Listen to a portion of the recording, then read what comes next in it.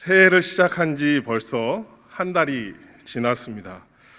그리고 마지막 주 우리 주일 저녁 예배를 하나님 앞에 드리고 있습니다. 우리 새해를 시작할 때 마음 먹었던 일들이나 혹은 기도의 제목들 얼마나 유지하고 또 기도하고 계신지 우리 하나님 은혜 가운데 그 기도와 소원 모두 다 응답받으시는 귀한 한 해가 되시기를 우리 주님의 이름으로 축원드립니다. 오늘 본문의 말씀은 우리가 18절부터 읽었지만 13장 1절부터 시작되는 우리 예수님께서 가르치신 씨 뿌리는 자의 비유입니다. 아마도 많이 읽어보셨을 것이고 또한 설교를 통하여 많이 들어보셨을 겁니다.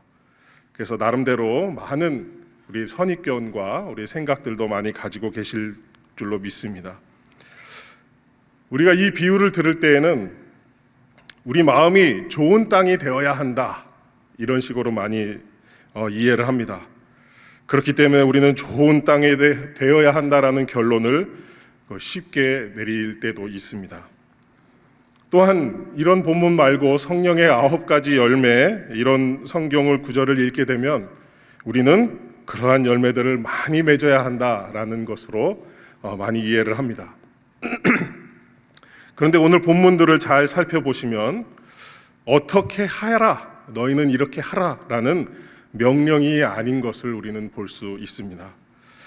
오늘 본문의 말씀에는 말씀을 뿌리는 사람도 한 사람이고 또한 그 말씀도 동일하게 선포되고 있음을 볼 수 있습니다. 오직 다른 것은 밭입니다. 우리의 환경을 보면 동일한 말씀이 동일한 설교자에 의하여 선포되고 있고 또한 동일한 우리는 다 같은 성경을 가지고 읽고 있습니다. 오늘 본문의 말씀에 뿌려지는 이 씨앗과 또한 뿌리는 자에 대한 말씀이 아니라 그 씨앗이 뿌려지는 땅에 대한 말씀입니다. 잠시 언급했던 성령의 열매에 대한 그러한 구절들도 역시도 우리에게 그 열매들에 있는지 한번 우리의 상태를 점검하여 보라라는 말씀으로 우리가 받아야 할 것입니다. 우리는 흔히 설교를 듣는 시간을 은혜를 받는 시간이라고만 생각을 할 수도 있습니다. 그러나 실상은 우리의 마음밭의 상태가 드러나는 순간입니다. 지난주에 우리의 말씀을 듣고 또한 한 주간 묵상했던 그러한 한 주간의 우리의 마음 상태는 어떠했는지 바로 드러나는 순간이 우리가 말씀을 받는 순간입니다. 우리 자신의 상태를 점검할 수 있는 가장 중요한 순간이 바로 우리가 말씀 앞에 서는 순간입니다. 성경은 말씀을 통하여 끊임없이 우리의 자신의 신앙 상태를 점검하라고 명령하고 있습니다. 특히 고린도후서 13장 5절 말씀을 보니 너희는 믿음 안에 있는가? 너희 자신을 시험하고 너희 자신을 확증하라. 그리스도 예수께서 너희 안에 계신 줄을 너희가 스스로 알지 못하느냐? 그렇지 않으면 너희는 버림받은 자이니라. 오늘 본문은 뿌려지는 씨앗을 천국 말씀이라고 기록하고 있습니다. 선포되는 말씀이 중요한 이유는 바로 그 말씀이 하나님의 말씀이기 때문입니다. 천국의 말씀, 천국 복음, 즉 하나님의 말씀에 대하여 히브리서 4장 12절과 13절은 이렇게 기록합니다. 하나님의 말씀은 살아있고 활력이 있어 좌우의 날선 어떤 검보다도 예리하여 혼과 영과 및 관절과 골수를 찔러 쪼개기까지 하며 또 마음의 생각과 뜻을 판단하나니 지으신 것이 하나도 그 앞에 나타나지 않음이 없고 우리의 결산을 받으실 이의 눈앞에 만물이 벌거벗은 것 같이 드러나느니라 라고 말씀하고 있습니다. 우리가 말씀을 쪼개는 것이 아니라 말씀이 우리의 전 인격을 쪼개고 그 마음과 생각을 판단합니다 라고 기록하고 있습니다. 그러므로 똑같은 천국 말씀이 전하여지는 그곳에서는 받는 자의 마음의 상태가 점검되고 또한 판단이 됩니다. 그 말씀이 떨어졌을 때에 우리의 마음의 상태가 드러나게 됩니다. 마찬가지로 말씀이 떨어지기 전에는 우리는 불행하게도 우리의 상태를 알 수가 없습니다. 마치 빛이 비추기 전에 어두움이 자신이 어두움인 것을 모르는 것과도 같습니다. 혹은 외식함으로써 자신의 마음이 그럴듯하게 포장이 되어 있어 모를 수도 있습니다. 그러면 말씀이 전파되었을 때에 나타나는 우리의 마음의 상태를 오늘 본문의 말씀을 통하여 한번 알아보도록 하겠습니다. 오늘 본문은 말씀 앞에 서 있는 마음밭은 네 가지로 분류하고 있습니다. 하나님의 은혜를 외면하는 길가밭, 또한 외부의 환경에 짓눌려 있는 돌짝밭, 그리고 내부적인 유혹에 가시떨기 위, 그리고 하나님의 은혜를 사모하는 좋은 땅. 지금부터 이것들을 하나하나 살펴보겠습니다. 들으시는 가운데 우리가 과연 오늘 어떤 마음으로 말씀 앞에 서 있는지 점검을 한번 해보도록 하겠습니다. 가장 먼저 길가입니다. 하나님을 외면하는 굳은 마음입니다. 이곳은 땅은 맞는데 씨앗을 뿌려 경작하는 밭이 아닙니다. 그래도 길가를 제외한 다른 곳들은 역시 좋은 땅은 아니지만 돌밭, 가시떨기 같은 다른 결과물들이 있는 땅으로 표현하고 있습니다. 그렇지만 이곳은 그냥 길가라고 표현하고 있습니다. 이 부분에서도 이 길가의 특징은 씨앗은 뿌려져 있으나 아무 일도 일어나지 않고 또 그 떨어진 씨앗을 새들이 와서 먹어버린다라고 기록하고 있습니다. 이곳은 사람들이 밟고 지나다니고 또한 수레가 밟고 지나다녀서 매우 딱딱하게 굳어진 곳입니다. 사람의 마음에 비유하자면 외부적으로 너무나도 밟히고 다져지고 굳어져서 아무것도 또한 아무 일도 일어날 수 없는 마음의 상태를 말합니다. 씨앗이 뿌려졌으나 땅 속으로 들어가지 못하고 길 위에 있어서 새들의 표적이 되는 그러한 상태입니다. 또 다른 경우는 내부적으로 말씀을 너무 많이 습관적으로 들어서 마음이 굳어진 경우입니다. 이러한 사람들은 성경을 읽거나 설교를 들을 때에 자신의 지식을 가지고 이해하려고 합니다.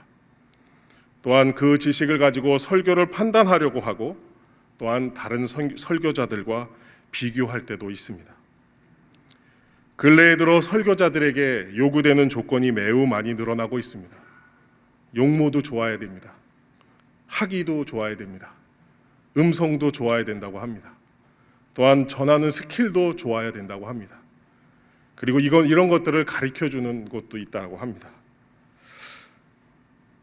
이렇게 너무나도 습관적으로 혹은 늘 듣는 말씀으로 자신을 돌아봄이 없이 당연하게 여김으로 스스로 딱딱하여져서 그 마음으로 아무것도 들어갈 수 없는 상태, 바로 그 결과로 새들의 공격에 대하여 아무런 대비가 없는 무방비한 상태를 말합니다.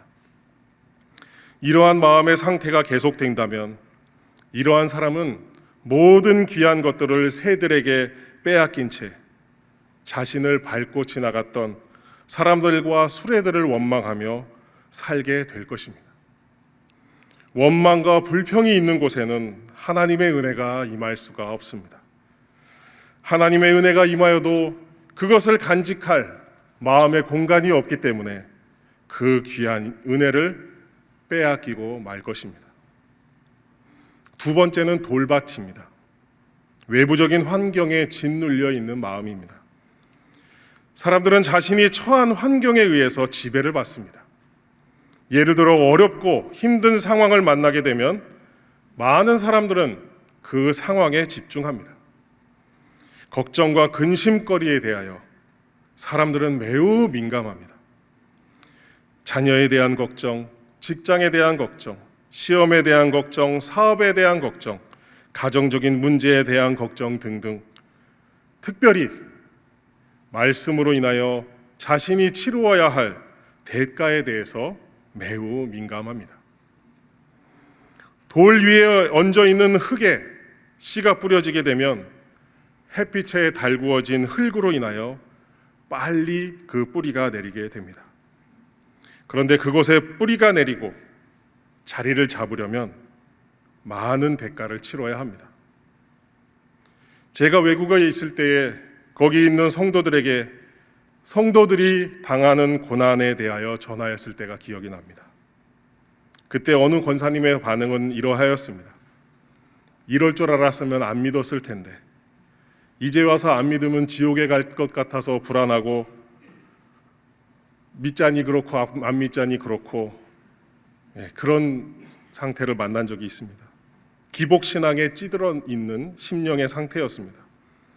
찬양대를 섬겨도 내가 만족을 누려야 되고, 교회에서 어떤 일을 해도 그것에 대한 결과가, 그것도 아주 풍성한 결과가, 특히 모든 고난이 사라지고 오직 복이 임할 것이라는 그러한 결과를 기대하며 일을 하게 됩니다.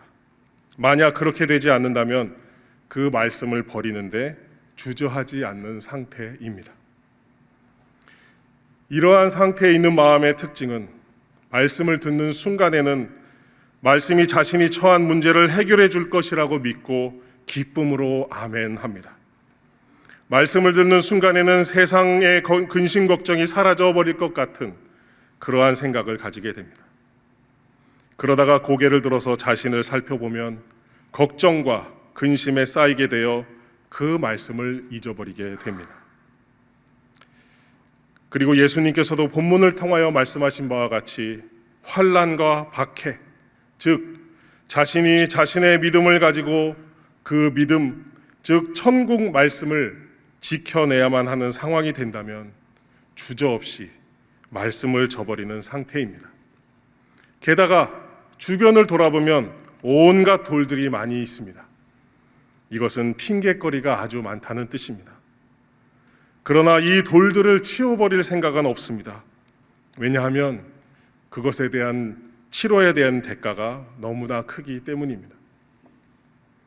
세 번째로는 가시떨기입니다. 이것은 내부적인 유혹에 휩쓸려 있는 마음입니다.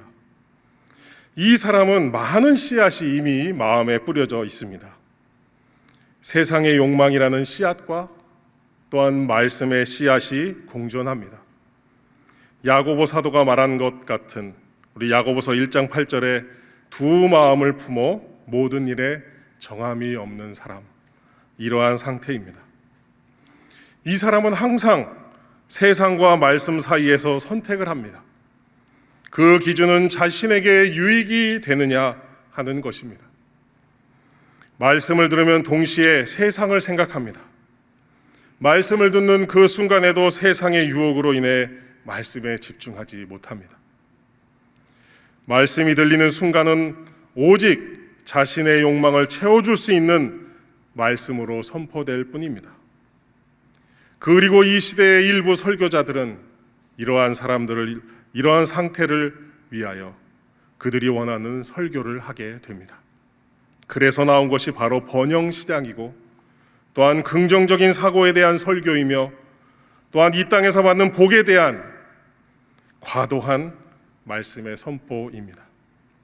물론 번영과 긍정적인 사고와 복과 같은 이러한 요소들은 성경의 중요한 요소이기도 하지만 그것만을 강조하는 것은 이런 사람들의 마음을 이용하려는 욕심입니다. 네 번째는 좋은 땅입니다. 하나님의 은혜를 사모하는 마음입니다. 좋은 밭을 결정하는 기준은 앞서 말씀드린 길가처럼 아무런 기대와 소망이 없는 것과는 달리 말씀 앞에 서 있는 사람이 하나님의 은혜를 사모하는 마음을 가지고 있느냐 하는 것입니다. 은혜를 사모하는 사람만이, 그 심령만이 열매를 맺을 수가 있습니다. 하늘에서 부으시는 은혜를 받는 시간이 바로 말씀이 선포되는 시간이고 말씀 앞에 서 있는 시간입니다. 이러한 사람은 말씀에 대한 기대감을 가지고 나온 사람입니다. 예수님 발 앞에 앉아있던 마리아처럼, 또한 시편 119편에 절절히 기록되어 있는 것처럼 주의 규례들을 사모하여 마음이 상하는 정도의 고백을 품고 하나님 말씀 앞에 나온 사람들입니다. 지금까지 오늘 본문이 말씀하고 있는 네 가지 마음의 상태에 대하여 살펴보았습니다. 혹시 이 가운데 길가와 같은 마음을 가진 분이 계실까요? 이러한 길가의 마음에 필요한 것은 하나님의 은혜의 단비입니다. 그 단단한 마음을 부수기 위하여 처음부터 삽과 곡괭이를 그 마음에 내려친다면 마음이 부드러워지기는커녕 더 많은 아픔과 상처가 남아 돌이킬 수 없는 상태가 될 것입니다. 그러나 하나님의 은혜의 단비가 내리고 또 내리고 또 내리면 비로소 무언가 기대할 수 있는 상태가 될 것입니다. 한 가지 감사한 것은 하나님의 은혜의 단비는 땅을 가리지 않고 내린다는 것입니다. 혹시 여러분들 가운데 이러한 길가와 같은 마음을 가진 사람이 계신다면 그 차별 없는 은혜의 단비가 그치기 전에, 또 그 은혜의 단비가 마르기 전에, 또한 새들이 와서 그 씨앗을 먹어버리기 전에 뭔가 은혜로운 변화가 있으시기를 소망합니다. 혹시 이 가운데 돌밭과 같은 마음을 가진 분들이 계십니까? 이러한 마음을 가진 사람이 그 뿌리를 내리고 그 열매를 맺으려면 고난을 불사하는 마음을 가져야 합니다. 그 돌들을 치워내려면 손에 흙이 묻어야 하고, 또한 상처가 많이 나게 되며 많은 시간과 힘을 허비하는 것 같이 보이게 될 것입니다. 내가 왜 이런 일을 해야 하는가? 이런 고난을 받으려고 내가 예수 믿었는가? 하는 질문들을 끝없이 하게 될 것입니다. 이러한 시간들을 버티기 위해서는 그리스도의 고난을 바라보아야 합니다. 우리 같은 사람을 위하여 그 아들을 내어주신 그 아버지의 은혜를 깨닫기를 힘써야 합니다. 그리고 함께 그 돌들을 치워줄 형제와 자매들을 바라보고 기다려야 할 것입니다. 절대로 혼자서는 이겨내기 힘든 그러한 마음의 상태입니다. 혹시 이 가운데 가시떨기와 같은 마음을 가진 분들이 계십니까? 세상의 유혹은 매우 이기기 힘든 유혹입니다.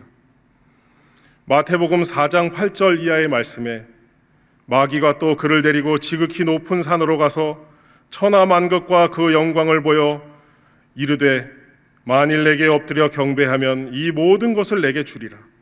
이에 예수께서 말씀하시되 사탄아 물러가라. 기록되었으되 주 너의 하나님께 경배하고 다만 그를 섬기라 하였느니라. 라는 말씀과 같이 이 세상의 유혹은 우리 예수님께도 손을 내밀려고 하였습니다. 예수님께서는 이 시험을 말씀으로 이기셨습니다. 그러므로 이러한 마음을 가지고 있는 사람은 말씀을 읽어야 합니다. 자신의 생각대로 읽는 것이 아니라 오직 말씀이 말씀하시는 바를 알려고 애쓰며 읽어야 합니다. 유혹을 이기는 힘은 오직 말씀뿐입니다. 사람의 힘으로는 절대로 이길 수가 없습니다. 본 설교를 준비하면서 저 자신의 마음 상태를 매우 객관적으로 살펴보았습니다.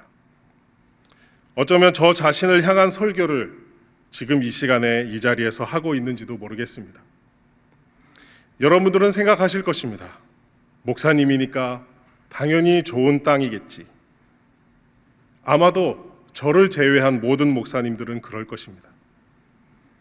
그러나 제가 그동안에 제 자신을 보았을 때 제 마음은 길가였습니다.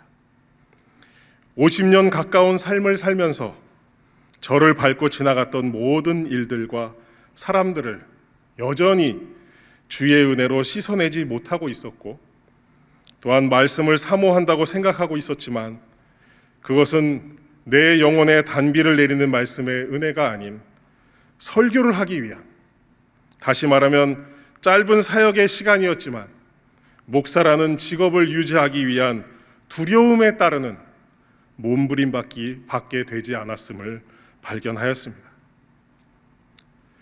그러다 보니 그 땅은 더욱 딱딱해지고, 그렇게 딱딱해지다 보니 또한 다시 그동안 저를 밟고 지나갔던 그 사람들과 기억들을 더욱 되새기는 시간들의 연속이었습니다.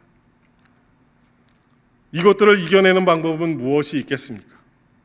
그것은 단 하나, 제가 설교하고 있는 약속의 성취이신 우리 예수 그리스도를 더욱 사모하고 그 은혜의 단비를 의지할 수밖에 없음을 깨닫게 됩니다.